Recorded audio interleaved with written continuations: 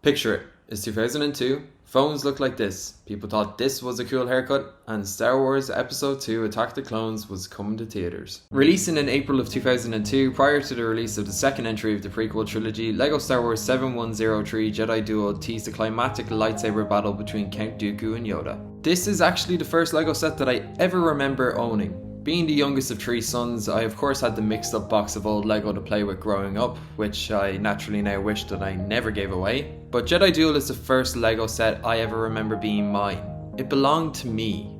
Because of that, this set does hold a special place in my heart, so please do indulge me in talking about this 81 piece LEGO Star Wars set for a few short minutes. From those 82 pieces comes two builds to accompany our minifigures. This speeder in the splendid sand blue colour belongs to Count Dooku and is undoubtedly the superior build to be found within this set. It features some nice printed parts with no stickers to be found at all, and it even includes some lightsaber storage, which is a feature that is all too often not included with LEGO Star Wars sets, so it's nice to see it be incorporated here and done so very elegantly too. The speeder has space for one figure, and honestly, in general, this thing holds up pretty well in my opinion. I think the use of the two shields at the rear give it some nice definition, and the small engine exhaust up top is a neat touch too. It's a speeder bike in a small set, so there's only so much that can be achieved with its limited size, but for me it ticks all the necessary boxes. It seats a pilot, has some storage space, is easy to swoosh around, and it looks good. No complaints from me. Of course, who could forget about the other build in this set? The thing. I honestly have never really known what this build is actually meant to be. As a kid, I remember I would just never really make any use of it when playing with this set. I would just put Dooku on the speeder and have Yoda chase after him. It seems to be a crane of some sort, and looking through what people have said on other videos about this set, some people think it might be a crane to hold the speeder up. I've also seen suggestions that you can use it to flip Yoda around while they fight, which I do think is a better bet than a crane for the speeder. Regardless, it's certainly something. It's something made out of LEGO. I do think you could take this build out of the set and it would honestly make no difference, but this was clearly an inclusion that was made to try and balance out the items included for each minifigure. Just a small side note, listen to just how creaky this thing is now. Safe to say I'll be putting this back in its display case ASAP. Boy oh boy do these two minifigures hold a whole heap of nostalgia for me.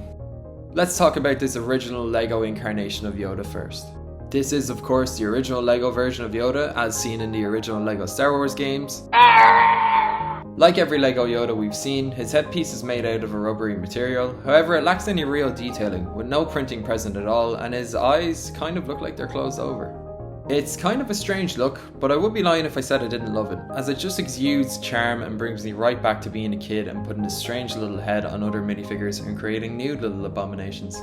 His torso printing is pretty basic, but that's how it was back in the day that this set came out in general, so that's not really a negative in my eyes. He does of course come with his lightsaber, which we'll talk about in more detail in just a minute. Overall, for the time this Yoda was a pretty solid interpretation of the character in LEGO form, but I am glad to see that things have moved on since. This was the very first time that we ever got Count Dooku in a LEGO set, and honestly, with my nostalgia goggles pressed firmly against my face, I love this minifigure. This is about as classic a LEGO Star Wars minifigure that you can think of, coming in the classic yellow LEGO skin tone and adorning a very basic grey hairpiece. His torso printing is subtle, but great, featuring a small chain which keeps his cape fixed across his shoulders. The cape piece is also as basic a LEGO cape that you can get, but it does its job perfectly well, so no complaints from me. Dooku's old style LEGO eyes give off the impression that he's a bit grumpy, which is the perfect style to go with for the old guy who gave his life to the Jedi Order just to see it fail to actually serve the people of the Republic. Seriously, do yourself a favour and watch Tales of the Jedi. Just like we see in Attack of the Clones, Dooku is wielding his curved lightsaber hilt here, which is just an incredible inclusion for a LEGO Star Wars set to feature back in 2002. Okay, so I said a little earlier on that I was going to talk about the lightsabers in particular. I mean, look at them! They are gorgeous. Both lightsaber hilts come in the long retired chrome variant, and considering their age, these two pieces still look absolutely immaculate 23 years after this set's first release. Chrome lightsaber hilts have not been a feature in LEGO Star Wars sets for a long time at this point due to concerns over the chrome finish wearing off over time. While both of these lightsaber hilts look absolutely incredible in their chrome incarnation, the fact that Dooku's curved hilt also got the chrome treatment makes it my favourite lightsaber hilt that LEGO Star Wars has ever done. I do believe that a significant portion of my nostalgic love for this set comes from the fact that chrome lightsaber hilts were a feature, which of course I didn't appreciate at the time as a child, but now that they're gone from the modern LEGO Star Wars line, it just makes you yearn for them that much more. While I have absolutely no issue with lightsaber hilts being made with the standard silver colour nowadays, the chrome is just so cool. Like I said from the very start of this video, this set holds a place very close to my heart. I lost my original copy of this set when I gave away my big box of Lego to a younger family member to play with and enjoy the same way I had when I was a kid. So a few years ago, I made it my mission to track down this set so that I could regain that relic of my childhood which I had held so dear and thought of so often after I had lost it. In 2020, I managed to pick up a sealed copy of this set on eBay for €40, which was a pretty good deal then and an even better deal now when looking at the price of this set sealed in box today. Despite finally owning this set again, I opted against opening that box, as I always felt that I could eventually get lucky and find a used copy for a good price, which would allow me to keep my sealed box to accompany the built set on display. That luck found me a few months ago on Vinted, when I managed to pick up this set as part of a bundle for a great price. And I couldn't be happier to proudly display this set today in my main Lego display alongside my sealed copy. I do apologise for rambling on and on here, but I suppose what I'm trying to say is that while this set is not perfect and is by no means in the cohorts of what most people consider to be the greatest Lego Star Wars sets ever made, it is beautiful to me.